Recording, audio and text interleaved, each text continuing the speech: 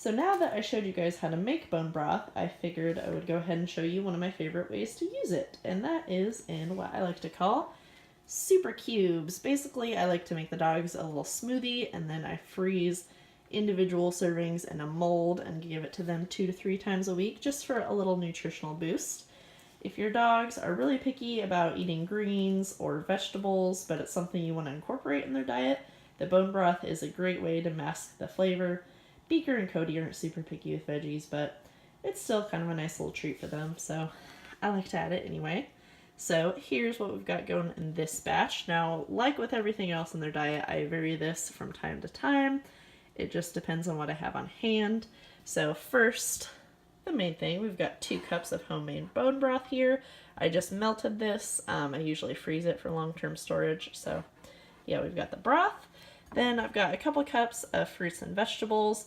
Usually what I do is if I have something that I know is about to go bad, that I'm not going to use it up in time, I'll go ahead and freeze it and save it for the dogs.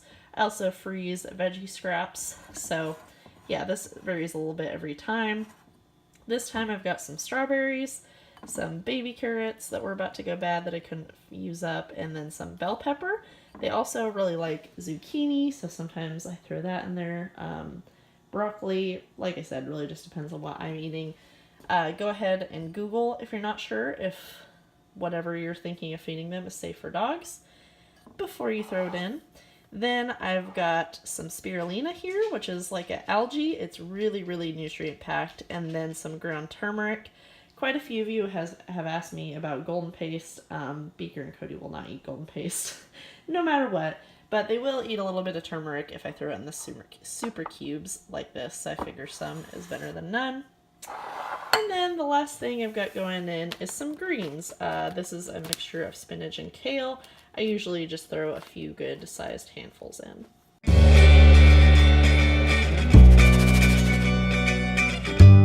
Here's what it looks like all blended up.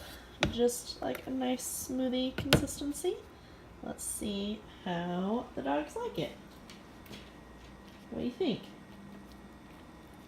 Pretty good? Cody seems a little skeptical. Sometimes he only likes to eat it once frozen. Oh, there we go. Alright, well, I guess they like this batch. So yeah, that's really all there is to it, guys. Oh my gosh, she's too cute.